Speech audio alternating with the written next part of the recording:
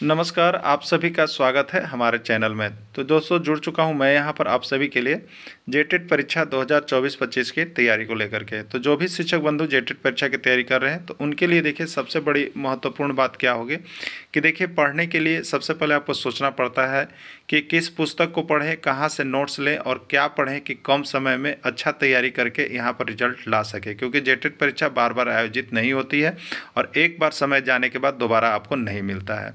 तो इस कड़ी में हम आपके लिए बता देते हैं जेटेट परीक्षा के लिए अभी जो जैक एग्ज़ाम लेगी, ठीक है।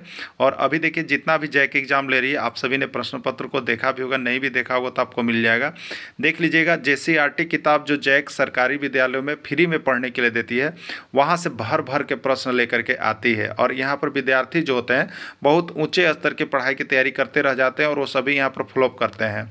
और जो यहाँ पर JCERT जैक की किताब का हूबहू प्रश्न पढ़ के चले जा रहे हैं उनका यहाँ पर रिजल्ट बहुत ही अच्छा हो रहा है, जिसका प्रमाण भी हमने यहाँ पर अभी जो परीक्षा हुआ उसका सभी को हमने यहाँ पर जो नोट्स मिला हुआ था, नोट्स दिए थे उसको हमने अंडरलाइन करके भी भेज दिया था। लगभग देखिए आपको यहाँ पर 80% 85% प्रश्न जो है आपके JCERT जैक की किताब से हूबहू सिंपल प्रश्न भिड़े हुए थे। तो आपका जेटेट में भी आएगा, लेकिन अब आपकी बारी है कि आप क्या डिसाइड करते हैं, ठीक है। यदि आप कहीं से गाइड लेके पढ़ रहे हैं तो गाइड तो देखिए बहुत ही आपको कमज़ोर बना देगा, ठीक है। बहुत ज़्यादा पढ़िएगा बहुत कम आएगा। आप JCERT किताब का अगर आपके पास समय है तो नोट्स बनाइएगा, और यदि नोट्स नहीं बना पाते हैं तो देखिए हम आपके लिए इसी कड़ी पर काम करते हैं। हम आपको सारे नोट्स PDF और वीडियो यहाँ पर JCERT जैक के किताब का हर चैप्टर क्लास 6 से लेकर के 11 तक, अभी 10 तक तो देखिए कंप्लीट है, 11 का बन रहा है, 10 तक से ही आपका ऐसे जेटेट परीक्षा में रहेगा। तो 10 तक का 100% कंप्लीट नोट्स हर चैप्टर से मिलेगा। और अभी हर जिस चैप्टर से आएगा अगर एग्जाम में प्रश्न तो उस चैप्टर से वहाँ से प्रश्न आपके एग्जाम में रहेगा ही रहेगा। तो ये हैंड रिटेन नोट्स है, आपको अब पूरा अंदर से निचोड़ करके बनाया गया है। इसकी प्रामाणिकता भी हो गई है अभी परीक्षा में बहुत हद तक, यानी 85-90% प्रश्न उसी नोट से भिड़े भी थे। तो आप सभी देख भी लिए होंगे। जो शिक्षक अभी तक नहीं जुड़े हैं आप जुड़ जाइएगा, हैंड रिटेन नोट्स लेकर के जरूर पढ़ लीजिएगा। अभी आपको सिर्फ यदि 1 से 5 शिक्षक की तैयारी कर रहे हैं तो 500 रुपये में आपको यह मिलेगा, और 6 से 8 शिक्षक की तैयारी कर रहे हैं तो यह आपको 500 रुपये मिलेंगे। और दोनों शिक्षक अगर एक साथ जुड़ देंगे तो उनको सिर्फ 700 रुपये में यहाँ से हम प्रोवाइड करते हैं ये सारे नोट्स, और उसके साथ साथ फ्री क्लासेज भी रहती है, ठीक है। तो क्लासेज भी आपको है, नोट्स भी आपको है, उसमें बात करने की सुविधा भी है, जिससे आप 100% यहाँ से स्कोर करेंगे। चलिए चलते हैं आगे महत्वपूर्ण को GS के अंतर्गत यह सेशन काम कर रहा है आपका। अकबर के बचपन का नाम क्या था? अकबर के बचपन का नाम क्या था? एकदम समझे, ये प्रश्न GS में जो है UP टेट में भी पूछा है, MP टेट में भी पूछा है और CG टेट में भी पूछा है। देखिए 3 जगह पूछा। हम आपको इसका सारा चीज़ बता दे रहे हैं जो इसमें से आता है, ठीक है।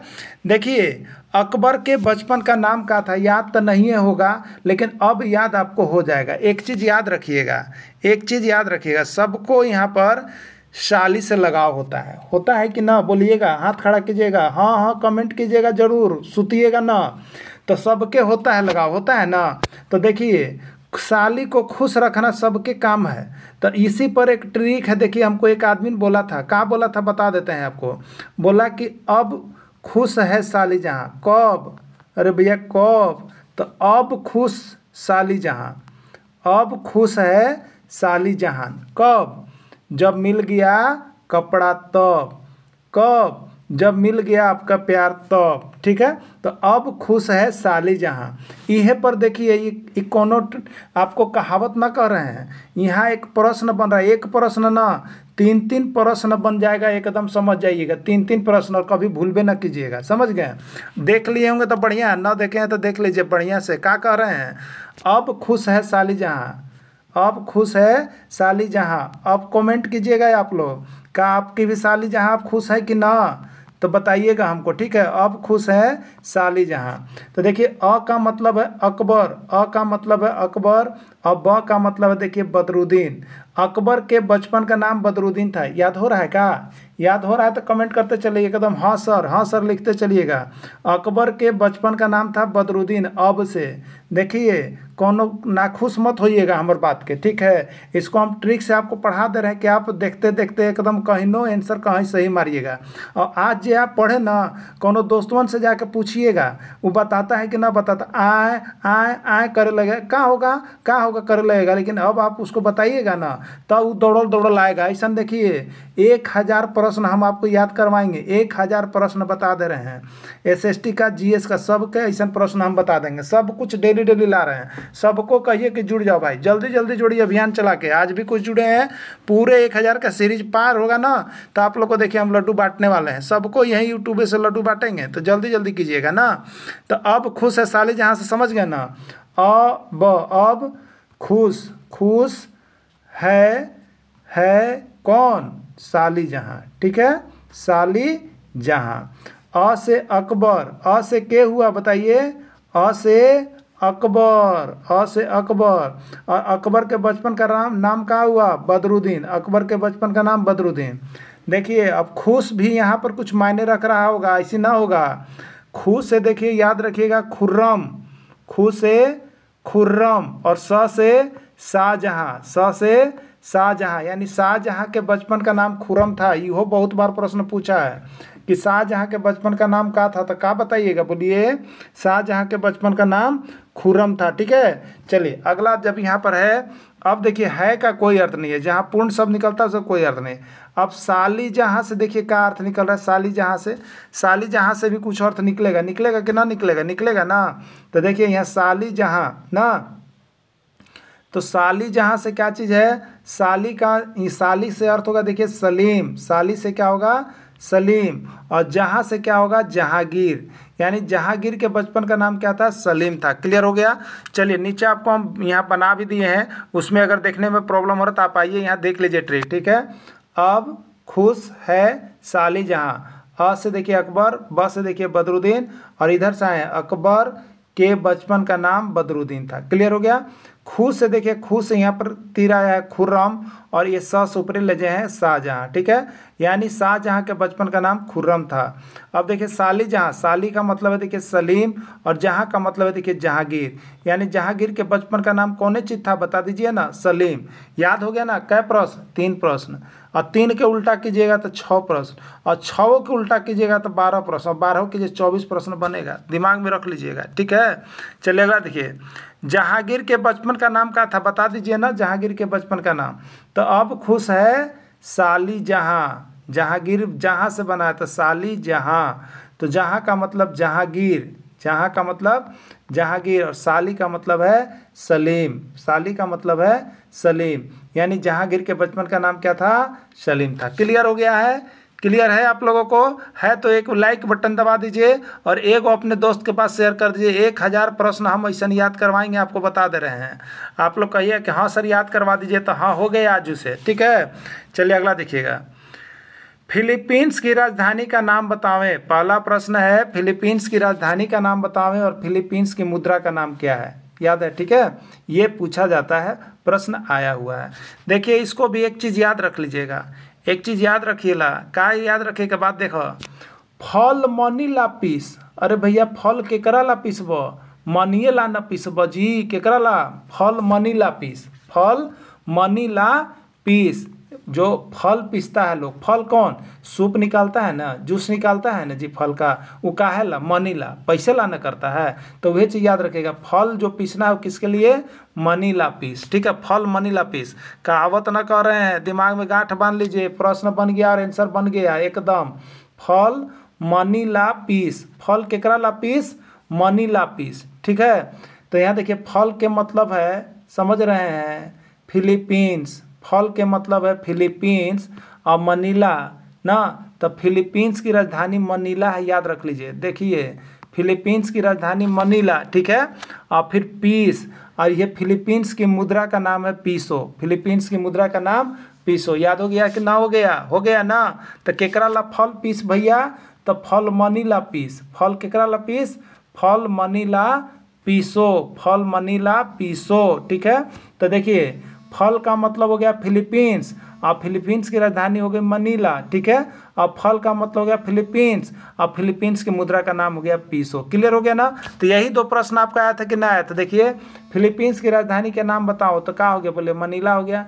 फिलीपींस की मुद्रा का नाम बताइए तो क्या हो गया, पीसो। कॉमन ट्रिकवा पर बना बताइएगा आप सभी, फल मनीला पीस एकरे पर बना है कि ना बना है।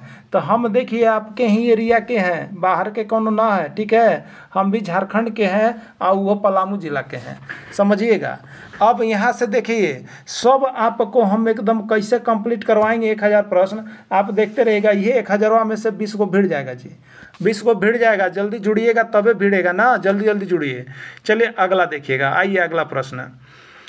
वायुमंडल में कार्बन डाइऑक्साइड कितना प्रतिशत है, पूछा है कि वायुमंडल में कार्बन डाइऑक्साइड कितना प्रतिशत। देखिए ये जो प्रश्न है ना, कार्बन डाइऑक्साइड कितना है वायुमंडल में, ऑक्सीजन कितना है वायुमंडल में, और नाइट्रोजन कितना है वायुमंडल में, दिमाग खराब कर दिया है भाई, आप लोग को बताते हैं दिमाग खराब कर दिया।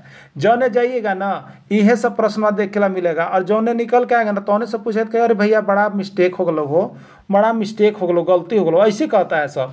लेकिन ऐसे गलती मत कीजिएगा ना, तो आपका भविष्य सुरक्षित ना रहेगा।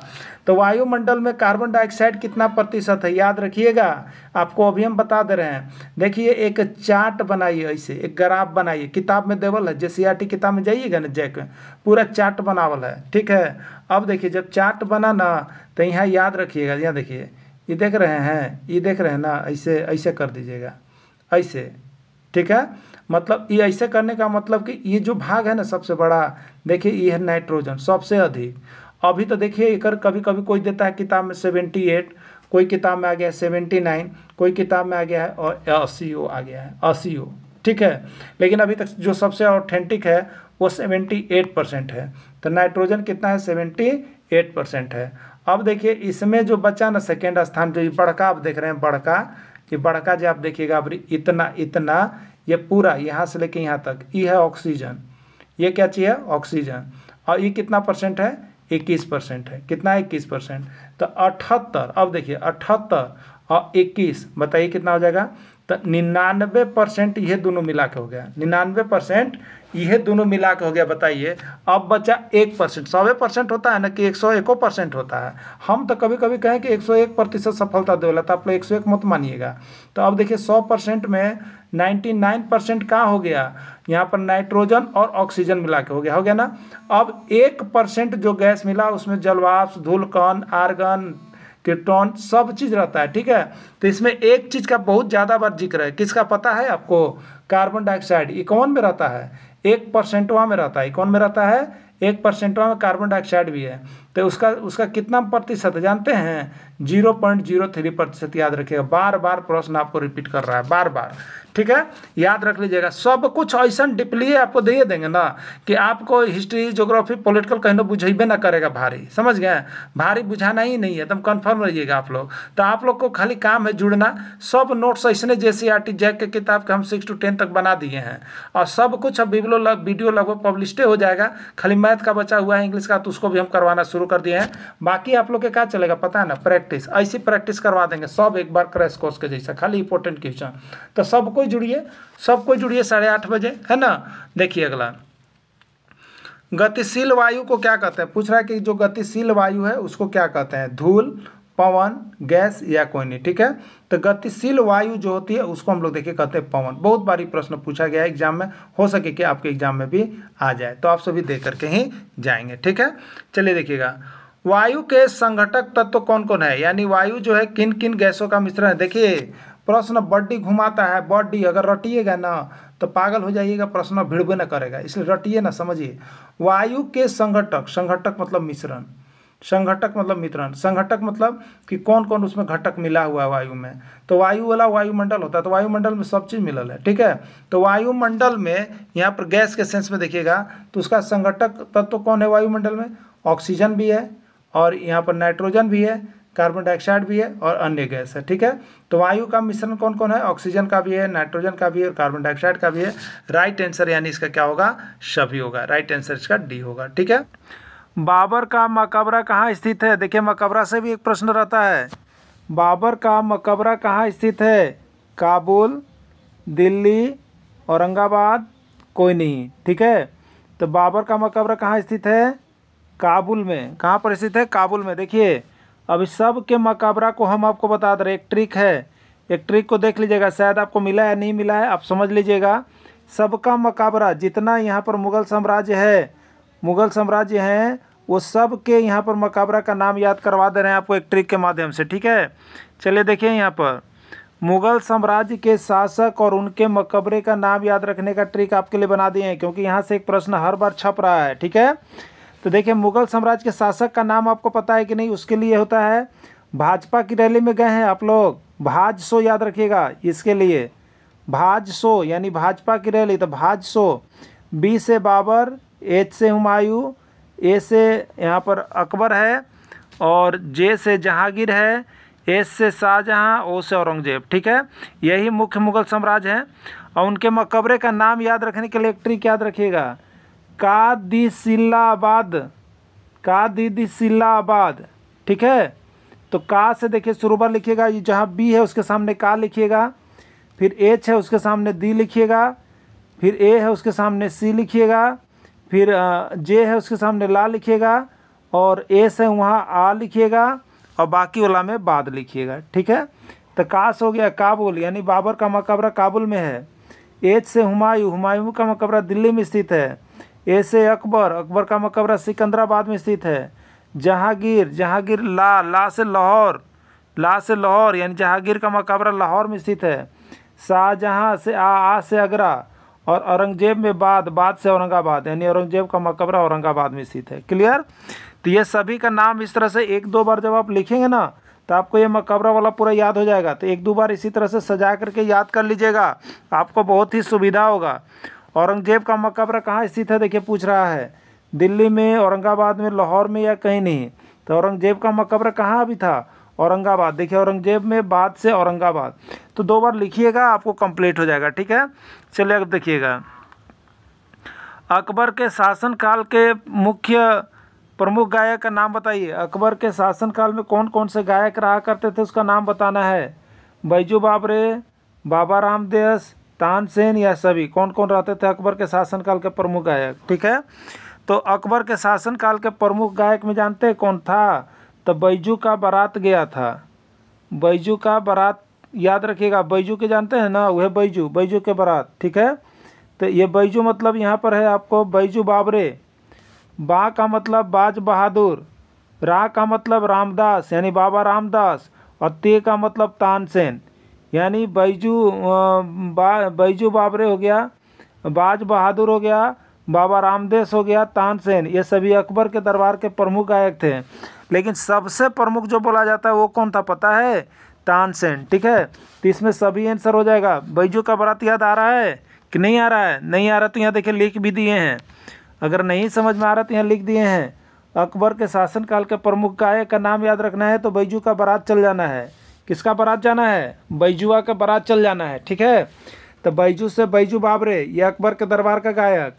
बा से बाज बहादुर, अकबर के दरबार का गायक। रा से रामदास, रामदास माने बाबा रामदास, ये अकबर के दरबार का गायक। और तानसेन अकबर के दरबार का गायक। लेकिन सबसे अधिक बार देखिए जो प्रश्न अब तक पूछा गया है वो आपको हम बता देते हैं, सबसे अधिक तानसेन वाला है। कौन है? तानसेन। क्लियर?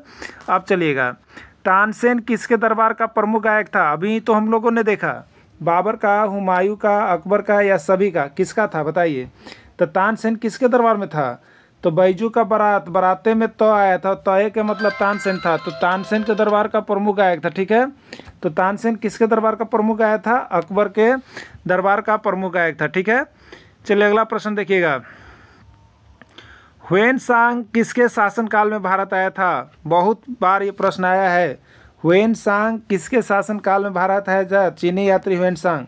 ठीक है, आप एक चीज़ जानते होंगे, हवन से हर्ष होता है, याद रखिएगा, हवन से हर्ष होता है। जब आपके घर में हवन जलता है तो क्या होता है? खुशी होता है, तब जलता है। ठीक है, तो हवन से हर्ष होता है, इसको याद रखिएगा। हवन का मतलब है देखिए ह्वेनसांग, हवन का मतलब है ह्वेनसांग, और हर्ष का मतलब देखिए हर्षवर्धन।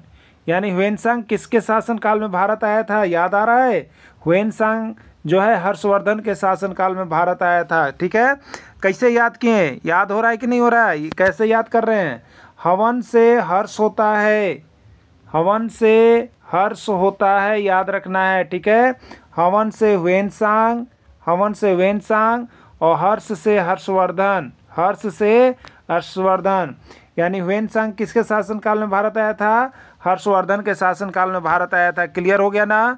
क्लियर हो गया होगा। यहाँ पर ऑप्शन देखिए ए में है हर्षवर्धन, और हर्षवर्धन इसका राइट आंसर हो जाएगा। चलिए ठीक है, चलिए अगला देखिएगा। यहाँ पर नोट्स भी जो लेते हैं, परचेज करते हैं PDF, उनको सारा चीज़ बना हुआ रहता है। वन से हुए हर्ष होता है, ह्वेनसांग हर्षवर्धन के शासनकाल में भारत आया था। ह्वेनसांग जो था चीनी बौद्ध यात्री था, हर्षवर्धन के शासनकाल में भारत आता है। ठीक है, कतर की राजधानी कहाँ है? आपको बताना है कतर की राजधानी कहाँ है? दोहा, मनीला, टोक्यो या कोई नहीं। ठीक है, एक देखिए एक बात याद रखिएगा, कभी कभी कहते हैं इसको कतर दो, इसको मार दो, तो आप याद रखिएगा एक ट्रिक है। क्या ट्रिक है पता है? कतर दो रिया को, कतर दो रिया को। ठीक है, कतर की राजधानी दोहा, कतर की राजधानी दोहा, और कतर की मुद्रा का नाम रियाल। ठीक है, कतर दो रिया को एक ट्रिक बना, उससे कतर की राजधानी हो गई दोहा, और कतर की मुद्रा का नाम हो गया रियाल। ठीक है, दोनों प्रश्न पूछा है तो आप सभी देख लीजिएगा। तो कतर की राजधानी कहाँ है? दोहा। किस में? ए में ऑप्शन दिया गया है, ए इसका राइट आंसर हो गया। ठीक है, चलिए देखिए यहाँ पर ट्रिक को हमने बना दिया आपके लिए, कतर दो रिया को। ठीक है, कतर की राजधानी दो से दोहा, और मुद्रा का नाम रियाल। तो कतर की राजधानी कोई पूछेगा तो दोहा बताइएगा, कतर की मुद्रा कोई पूछेगा तो रियाल बताइएगा। ठीक है, चलिए अगला देखिएगा। शक संवत का स्थापना किसने किया? देखिए संवत से भी एक प्रश्न रहता है, शक संवत का स्थापना किसने किया? कनिष्क, विक्रमादित्य, चंद्रगुप्त प्रथम या कोई नहीं? तो देखिए शक, शक लगा हुआ है, और कनिष्क देखिए कनिष्क, इसमें भी शक लगा हुआ है, लगा हुआ है कि नहीं? इसलिए शक संवत की स्थापना कनिष्क ने किया। समझिए, परखिए, तब टिकिंग करने में सुविधा होगा आपको, खाली रटिए मत। ठीक है, रटना भुला जाइए। और देखिए एक बात बता देते हैं आपको, इस सारा जो प्रश्न आप देख रहे हैं ना, ये जैक JCRT के टेक्स्ट बुक का है, बाहर का एक भी प्रश्न नहीं है। देखिए कितना इंपॉर्टेंट ऑपेटेंट प्रश्न आपको लग रहा है ना? तो ये सभी प्रश्न आपको जैक की किताब से ही मिल सकते हैं। इसलिए जो जैक की किताब पढ़ लिए वो तो ठीक है, लेकिन जो जैक की किताब कम से कम 6 to 10 तक नहीं पढ़े हैं, वो यहाँ से PDF ले लेंगे। सारे PDF 6 to 10 तक कंप्लीट हैं, उसके वीडियो भी मिल जाएंगे। साथ में क्लासेज जो इंपॉर्टेंट सीरीज है, प्रीवियस ईयर क्वेश्चन पेपर उसका भी चल रहा है, और साथ में टेस्ट सीरीज भी चल रहा है। तो सभी क्लासेज को ज्वाइन कर लीजिएगा आप सभी को, जिससे कि आपका अच्छा मार्क्स आ जाए। ठीक है, इससे वही बहुत कम और सस्ते दामों पर आपको सारी कोर्सेज यहाँ पर उपलब्ध है, तो आप सभी देख लीजिएगा। ठीक है, तो शक संवत का स्थापना कनिष्क ने किया। चलिए अगला देखिएगा कैसे कैसे पकड़ते हैं आंसर को। विक्रम संवत का स्थापना किसने किया? विक्रम संवत का स्थापना किसने किया? कनिष्क, विक्रमादित्य, चंद्रगुप्त प्रथम या कोई नहीं? ठीक है, तो देखिए विक्रम लिखा हुआ है, याद रखिए विक्रम, विक्रम, विक्रम से क्या होगा बताइए? विक्रमादित्य, विक्रम से विक्रमादित्य, विक्रम है ना, और विक्रमादित्य दोनों में मिल रहा है कि नहीं? दोनों मिल रहा है ना? विक्रमादित्य को मार दीजिए। देखिए इसी तरह से पकड़िएगा ना तो आपको सब पकड़ा जाएगा। अभी देखिए कनिष्क, शक था, शक का स्थापना जब ऑप्शन दिया तो हमने क्या पकड़ा? कनिष्क। ये भी शक, ये भी शक, शक शक मिल गया। अब देखिए यहाँ विक्रम, यहाँ विक्रम, और उत्तर में विक्रम मिल गया, विक्रम का विक्रमादित्य। क्लियर हो गया? ठीक है, चलिए अगला देखिएगा। गुप्त संवत का स्थापना किसने किया? गुप्त संवत का स्थापना किसने किया आपको बताना है। विक्रमादित्य, चंद्रगुप्त प्रथम, अकबर या कोई नहीं? देखिए यहाँ भी गुप्त और यहाँ भी गुप्त है ना, तो गुप्त संवत का स्थापना कौन करेगा? चंद्रगुप्त प्रथम ने किया। क्लियर हो रहा है कि नहीं हो रहा? देखिए इसी तरह से पकड़िएगा, गुप्त संवत का स्थापना चंद्रगुप्त प्रथम ने किया। हो गया? चलिए अगला देखिएगा। इलाही संवत का स्थापना किसने किया? इलाही संवत का स्थापना किसने किया? विक्रमादित्य। अभी देखे थे ना, विक्रम संवत का विक्रमादित्य हो गया, शक संवत का कनिष्क हो गया, बचा एक ही ऑप्शन अकबर। तो यही तो जाएगा, यही तो जाएगा। इलाही संवत का स्थापना किसने किया? अकबर ने किया। अब बताइए अल्लाहू अकबर कौन करता है ना? याद आ रहा है? अल्लाहू अकबर याद आ रहा है कि नहीं? तो वही अल्लाह इलाही है और उस संवत का स्थापना अकबर ने किया है। तो अल्लाहू अकबर से याद रख लीजिएगा, इलाही से अकबर। क्लियर? चलिए अगला। हुमायूं किसका उत्तराधिकारी था? ठीक है। हुमायूं किसका उत्तराधिकारी था? बाबर का, अकबर का, इब्राहिम लोदी का, शेरशाह सूरी का। ठीक है, तो हुमायूं किसका उत्तराधिकारी था? तो इसका राइट आंसर हो जाएगा बाबर। ठीक है, देखिए नीचे नोट्स आपके लिए हमने यहाँ पर बना दिया है। नोट्स में क्या दिया हुआ है? तो देखिए बाबर के 4 पुत्र थे। ठीक है, बाबर के 4 पुत्र थे, हुमायूं, कामरान, अस्करी और हिंदाल। इसमें हुमायूं सबसे बड़ा था, इसलिए बाबर का उत्तराधिकारी जो है हुमायूं बना। ठीक है, देखिए आप जब मुग़ल साम्राज्य पढ़ रहे हैं, आप जब मुग़ल साम्राज्य पढ़ रहे हैं, ठीक है, कौन सा पढ़ रहे हैं? तब मुग़ल साम्राज्य है। ठीक, मुग़ल साम्राज्य का नींव किसने डाला? बाबर ने डाला। किसने डाला? बाबर ने डाला। और कैसे? तब 1526 ईस्वी में। किसमें? 1526 ईस्वी में पानीपत का प्रथम युद्ध हुआ। और ये किसके बीच हुआ? तो बाबर और इब्राहिम लोदी के बीच हुआ। बाबर और इब्राहिम लोदी के बीच हुआ था। इसमें बाबर क्या हुआ? इब्राहिम लोदी को हरा के जीता। और यहाँ से क्या हुआ? दिल्ली सल्तनत की समाप्ति हो गई और यहाँ पर बाबर ने जो है मुग़ल साम्राज्य का नींव डाला था। ठीक है, अब देखिए बाबर जब मुग़ल साम्राज्य का नींव डाल दिया, बाबर जब मुग़ल साम्राज्य का नींव डाल दिया, तो अब इस मुग़ल साम्राज्य में कौन कौन शासक हुए उसके लिए देखिए एक आप दिमाग में बिठा लीजिएगा। ठीक है, आपको है कि नहीं? ऐसे तो हमने इसको पढ़ा दिया है, लेकिन आपको फिर से हम बता दे रहे हैं, जब यहाँ पर क्लास चल रहा था तो जब मुग़ल साम्राज्य का यहाँ पर नींव डाला गया, ठीक है, मुग़ल साम्राज्य का नींव डाला गया, मुग़ल साम्राज्य का नींव डाला गया, तो मुग़ल साम्राज्य में कौन कौन उत्तराधिकारी हुए उसको आप यहाँ पर एक नज़र देख लीजिएगा। ठीक है, तो मुग़ल साम्राज्य का उत्तराधिकारी के लिए कैसे कैसे हुआ? तो देखिए याद रखिएगा, भाजपा का रैली, भाजपा का रैली, ठीक है, भाजपा का शो कहते हैं ना कि आज रोड शो है, केकर शो है जी? तो भाजपा के शो है। तो केकर शो है जी? जेएमएम के शो है। केकर शो है जी? तो कांग्रेस का शो है, ऐसे कहते हैं ना। तो आप याद रखिएगा भाजपा का शो, यानी भाज शो याद रखिएगा, भाज शो। ठीक है, यही उत्तराधिकारी का क्रम है मुग़ल साम्राज्य में। ठीक है, अब वो कैसे होगा? तो देखिए बी का मतलब है बाबर। ठीक है, बी का मतलब है बाबर, बाबर के बाद हुमायूं, यानी बाबर का उत्तराधिकारी, जो हुमायूं किसका उत्तराधिकारी हो गया? बाबर का। और यहाँ पर फिर देखिएगा अकबर, क्या है? अकबर। ठीक है, तो अकबर किसका उत्तराधिकारी हो गया? हुमायूं का। अब देखिएगा यहाँ पर जहांगीर, ठीक है, कौन है? जहांगीर। तो जहांगीर किसका उत्तराधिकारी हो गया? अकबर का। और ये किसका है? शाहजहाँ। तो शाहजहाँ किसका हो गया? इसका हो गया। किसका हो गया? भाजसो। ठीक है, जहांगीर का। अब देखिए औरंगजेब किसका हुआ? शाहजहाँ का। तो ये एक क्रम है, याद रखिएगा, भाजपा का शो यानी भाज शो। इस तरह से हम लोग इसको याद कर लेते हैं, जिससे उत्तराधिकारी का क्रम हमको याद रहता है। बाबर, हुमायूं, अकबर, जहांगीर, शाहजहाँ और औरंगजेब। क्लियर? बी से बाबर, ए से हुमायूं, ए से अकबर, जे से जहांगीर, ए से शाहजहाँ, ओ से औरंगजेब, लास्ट हो गया। ठीक है, मुग़ल साम्राज्य की यहीं पर लास्टिंग हो जाती है। क्लियर? तो इस तरह से बाबर का उत्तराधिकारी कौन हुआ? तो बाबर का उत्तराधिकारी हुमायूं का उत्तराधिकारी अकबर का, जहांगीर का, शाहजहाँ और शाहजहाँ का औरंगजेब। ऐसे प्रश्न आएगा तो आप बना लीजिएगा ना। देखिए एक एक प्रश्न रटने से अच्छा होता है कि आप उसको थोड़ा सा ट्रिकी और थोड़ा सा बेसिकली देख लीजिए, जिससे कि आगे भी और प्रश्न इस पर बने तो आप कंफ्यूज नहीं होइएगा। तो भाजपा का शो याद कर लीजिएगा। क्लियर? ऐसे ये सब सारी चीज़ें हम पहले भी पढ़ा चुके हैं, लेकिन यहाँ पर जब टॉपिक के अंतर्गत आता है तो आपको बता देना मेरा काम होता है। ठीक ना? चलिए देखिए, हुमायूं का जन्म कब हुआ था? हुमायूं का जन्म कब हुआ था? 1505 ईस्वी, 1506 ईस्वी, 1507 ईस्वी, 1508 ईस्वी। ठीक है, देखिए नोट में आपको कर दिए हैं हम 6 मार्च। कब? 6 मार्च 1508 ईस्वी को काबुल में हुमायूं का जन्म हुआ था। स्थान भी दे दिए हैं, हुमायूं का जन्म काबुल में हुआ था और 6 मार्च 1508 ईस्वी को काबुल में हुआ था। हुमायूं की मृत्यु कब हुई? देखिए हुमायूं की मृत्यु कब हुई, बहुत बार प्रश्न पूछा गया है। 1555 ईस्वी, 1556 ईस्वी, 1557 ईस्वी, 1558 ईस्वी। ठीक है, तो हुमायूं की मृत्यु जो हुई वो 26 जनवरी 1556 ईस्वी को दिल्ली में हुआ था। ठीक है, देखिए हुमायूं जो है ना, हुमायूं वो लड़खड़ाता रहा। आपको एक चीज़ याद रखें, हुमायूं ज़िंदगी भर लड़खड़ाता रहा और लड़खड़ाते हुए ही मर गया। ठीक है, वो किसके कारण? तो वो शेर खां के कारण लड़खड़ाता था। शेर खां के डरे लड़खड़ाते रहा और लड़खड़ाते हुए भी मर गया। यही शेर खां बाद में कौन बन गया था? शेरशाह।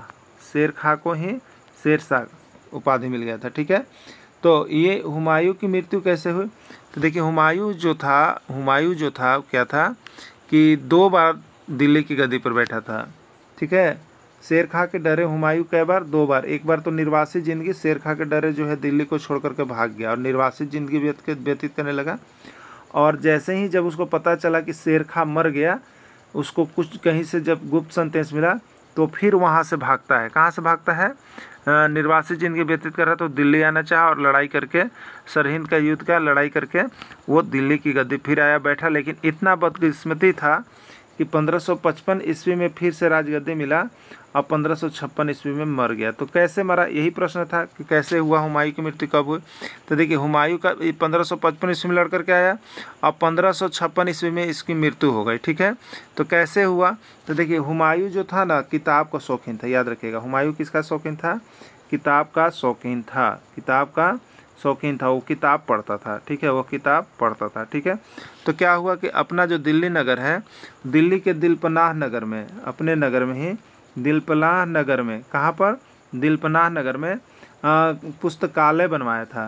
क्या बनाया था? पुस्तकालय। ठीक है, और ये जो पुस्तकालय था आपका, ये सीढ़ी से होकर के जाना पड़ता था ये पुस्तकालय पर। ठीक है, किससे होकर जाना पड़ता था? सीढ़ी से होकर जाना पड़ता था। और यहाँ पर पुस्तकालय था, यहाँ किताब पढ़ता था। तो उस दिन भी यही हो रहा था, जो यहाँ पर हुमायूं था पुस्तकालय में किताब पढ़ रहा था। और उसी के बाद पहले एक घंटियाँ बजती थी जिसमें सभी लोग नमाज पढ़ने के लिए आया करते थे, नमाज वाले में।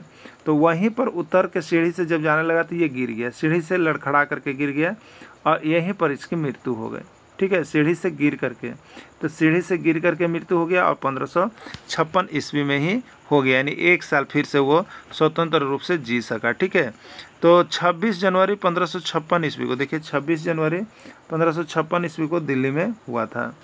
अगला है, किस शासक की मृत्यु सीढ़ी से गिर जाने के कारण हुआ? बहुत बार प्रश्न आया, याद रखिएगा। हुमायूं लड़खड़ाता रहा और सीढ़ियों से लड़खड़ाते हुए ही मर गया, याद रखिएगा जिसको भी है। तो किस शासक की मृत्यु सीढ़ी से गिर जाने के कारण हुआ? बाबर, हुमायूं, अकबर या कोई नहीं। ठीक है, तो हुमायूं की जो मृत्यु है वो सीढ़ी से गिर जाने के कारण हुआ था। देखिए यहाँ पर लिखा हुआ है 26 जनवरी 1556 ईस्वी को दिल्ली में दिलपनाह नगर स्थित शेरमंडल नामक पुस्तकालय की सीढ़ी से गिर जाने के कारण हुआ। जो पुस्तकालय था वो शेरमंडल पुस्तकालय था, उसकी सीढ़ी से गिर जाने के कारण हुआ था। ठीक है, हुमायूं का पूरा नाम क्या था? बहुत बार प्रश्न आया है, हुमायूं का पूरा नाम क्या था? मोहम्मद हुमायूं, नसरुद्दीन हुमायूं, जलालुद्दीन हुमायूं या कोई नहीं। ठीक है, तो हुमायूं का पूरा नाम जो था वो आपका नसीरुद्दीन हुमायूं था। क्या था? नसीरुद्दीन हुमायूं। क्लियर? कितने साल की उम्र में हुमायूं राजगद्दी पर बैठा? बताना है कितने साल की उम्र में हुमायूं राजगद्दी पर बैठा। 20 साल, 21 साल, 22 साल या 23 साल। ठीक है, तो हुमायूं जो राजगद्दी पर बैठा उस समय उसका उम्र 23 साल था। उस समय उसका उम्र 23 साल था। ठीक है, देखिए नोट दे दिए हैं। देखिए बहुत सारा चीज़ जो हमारे साथ लोग जुड़े हुए रहते हैं उसको एकदम हम इस तरह से इजी आपको करके सारा चैप्टर को बताए हुए हैं कि आप खाली यहाँ से ज्वाइन करके उतना चीज़ को देख लीजिएगा, पढ़ लीजिएगा। तो आप जो अभी सोच रहे हो ना कि हमारा 2 नंबर फेल कर जाते हैं, 3 नंबर के पर फेल कर जाते हैं, तो आप कहीं भी इंस्टीट्यूट में पढ़ रहे हैं, आपको बताते किसी भी इंस्टीट्यूट में ज्वाइन कर ले, कोई दिक्कत नहीं है, पढ़ाई कहीं से कीजिए। लेकिन आपको एक चीज़ याद रखना है कि JCRT जो जैक का किताब है उसको भी देखना है, और ये कहीं नहीं मिलेगा आपको। ये सिर्फ मैं ही बना रहा हूँ कि जो आपको हैंड रिटेन नोट्स देते रहते हैं उस पर सारा तैयारी, और विभिन्न राज्यों के शिक्षक पात्रता परीक्षा में जो आए हुए हैं उससे भी टॉपिक चुन चुन के हम आपको कंप्लीट करवाते रहे, जिससे आपको किसी भी तरह का प्रश्न छूटने का कोई आसार ही नहीं रहेगा। ठीक है, तो जैसे ही ये वीडियो आपको मिलता है तो आप यहाँ से सिर्फ और सिर्फ कितने, तो 500 रुपये में आप तैयारी कर सकते हैं। ठीक है, कितने रुपए में? 500 रुपये में आप जुड़ करके तैयारी कर सकते हैं। तो आप अभी कभी अवश्य जुड़ जाइएगा, मोबाइल नंबर आगे दिया गया है। ठीक है, कौन सा शासक ऐसा हुआ जो जिंदगी भर लड़खड़ाता रहा और लड़खड़ाते हुए ही मर गया? याद रखिएगा, प्रश्न पूछा गया था, बहुत लोग नहीं बना पाते हैं। ठीक है, कौन सा शासक ऐसा हुआ जो जिंदगी भर लड़खड़ाता रहा और लड़खड़ाते हुए ही मर गया? बाबर, हुमायूं, अकबर या कोई नहीं। ठीक है, तो वो हुमायूं था जो लड़खड़ाता रहा और ज़िंदगी भर लड़खड़ाते हुए ही मर गया। क्लियर?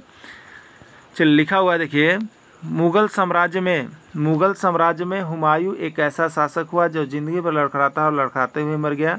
दिलपनाह नगर स्थित शेरमंडल नामक पुस्तकालय के सीढ़ी से लड़खड़ाते हुए गिरकर मर गया था। ठीक है, कहाँ से मर गया था? सेरेमंडल नामक पुस्तकालय से लड़खड़ा कर गिर गया था।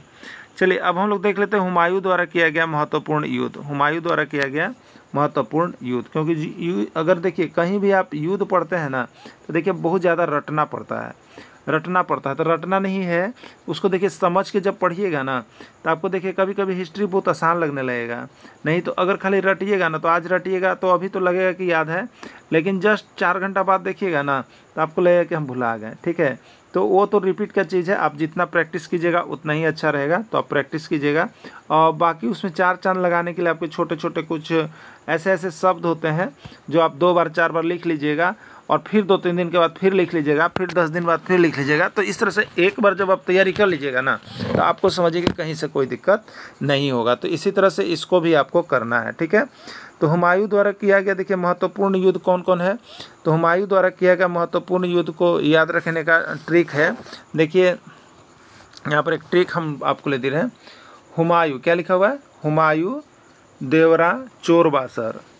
ठीक बा, हुमायूं देवरा का बा चोरबासर, ये ट्रिक के याद कर लेवे के बाद। ठीक बा, तो हुमायूं देवरा चोरबासर, तो एकरे में छिपल बा का के नाम, तो एकरा में छिपल बा ही यहाँ जे बा और इन सबके देवरा चोरबासर, तो हुमायूं द्वारा कईल गईल युद्ध। ठीक ना, तो देवरा चोरबासर याद रखब। ये तो हमरा लागला कि सबके यादें हो जाए, ये सबके यादें हो जाए क्योंकि बहुत बड़ा चीज़ नहीं है, कोई भी अपन देवर के चिरावल है। ठीक ना, तो देवरा चोरबासर याद कर लेवे के बाद। ठीक बा, एकरा में का हो जाए? तो एकरा में हुमायूं द्वारा कईल गईल महत्वपूर्ण युद्ध के नाम याद हो जाए। ठीक, तो देवरा चोरबासर आप लोग सभी कोई याद कर लीजिएगा। क्लियर, कोई दिक्कत नहीं है। अब देखिए देवरा से हुमायूं मतलब क्या है?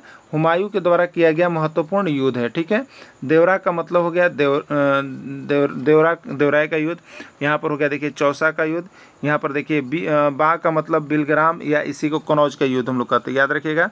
कभी कभी उसका नाम कनौज भी देता है, कभी कभी बिलग्राम भी देता है, तो बिलग्राम या कनौज का युद्ध हो गया।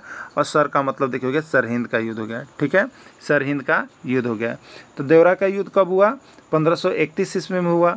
चो से देखिए चौसा का युद्ध कब हुआ? 1539 ईस्वी में हुआ। बिलग्राम का युद्ध कब हुआ? तो 1539 बस सट ले 1540 में हुआ। और सरहिंद का युद्ध 1555 ईस्वी में हुआ। क्लियर, तो ये डेट ईस्वी सन को थोड़ा सा 1-2 बार लिख लीजिएगा, आपको क्लियर हो जाएगा। ठीक है, तो हुमायूं द्वारा किया गया महत्वपूर्ण 4 युद्ध है, जिसमें देखिए आपको यहाँ पर हुमायूं जो था, हुमायूं का ज़्यादा युद्ध किसके साथ हुआ था? तो शेर खां के साथ हुआ था। और शेर खां या जिसको कहिए शेर शाह के बीच, और इस लड़ाई में हुमायूं बुरी तरह से हारा था। जिससे बाबर 4 युद्ध किया था ना, तो 4 युद्ध में बाबर क्या हुआ था? विजयी हुआ था। लेकिन हुमायूं के साथ वह बात नहीं है। हुमायूं जो है यहाँ पर शेर खां अफगान शासक शेरशाह के डर से